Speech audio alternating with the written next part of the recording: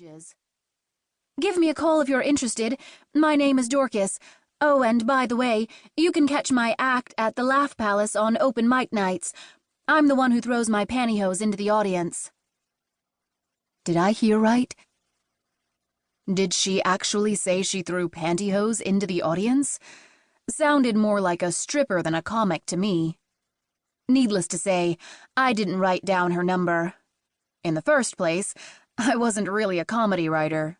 And in the second place, even if I was a comedy writer, the last thing I wanted to do was write jokes for a pantyhose-tossing comic. And in the third and most important place, for once in my life, I wasn't desperate for money. Yes, for the past several months, my computer had been practically ablaze with writing assignments. I'd done a freelance piece for the LA Times on 24-hour Botox centers, a new brochure for Mel's Mufflers, "Our Business is Exhausting." And to top it off, I'd just finished an extensive ad campaign for my biggest client, Toilet Masters Plumbers, introducing their new product, an extra-large toilet bowl called Big John.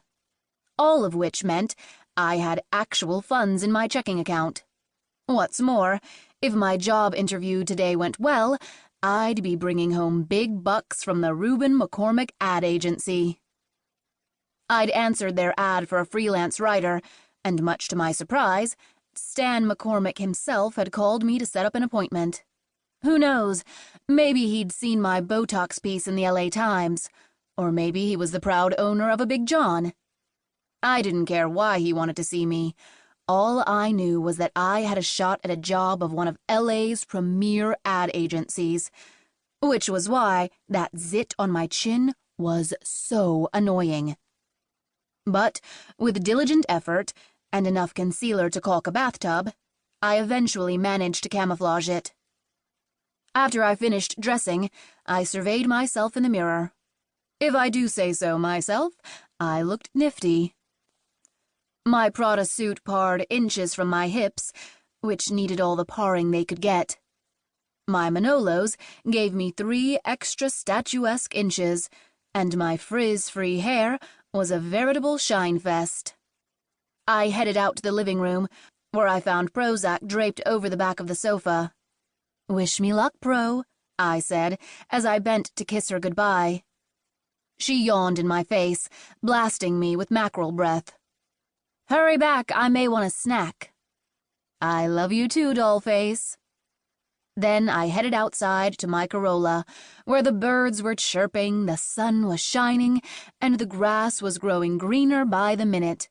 Nothing, I thought, could possibly go wrong on such a spectacular day.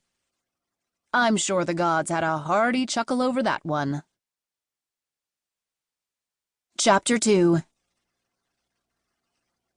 The Reuben McCormick Agency was headquartered in a high-rent business complex in Santa Monica, a gleaming Mediterranean extravaganza with swaying palm trees and waterfalls out front.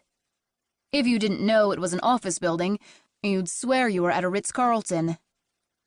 I drove past the waterfalls to the impeccably landscaped parking lot, thrilled to have landed an interview in such august surroundings. The lobby was deserted when I got there. It was nearly 11, that quiet time before the lunch rush, and I had the place all to myself.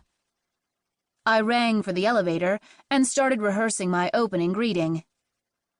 "Hello, Mr. McCormick," I said to the elevator doors. "I'm Jaine Austen." Nah. Maybe Mr. was too formal. These ad agencies were hip, happening places. "Hey, Stan, Jaine here." No.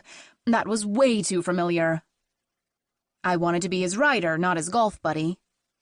"A pleasure to meet you, Mr. McCormick," I tried. "I'm Jaine Austen." Suddenly a voice came out of nowhere. "Pleasure to meet you too, Miss Austen." I whirled around and saw a tall guy in his late 40s, graying at the temples, in khakis and a cashmere blazer. He wore tinted aviator glasses and carried an attaché case that cost more than my Corolla. "Dear Lord," I prayed, "please don't let him be Stan McCormick." He smiled a craggy, suntanned smile. "Hi."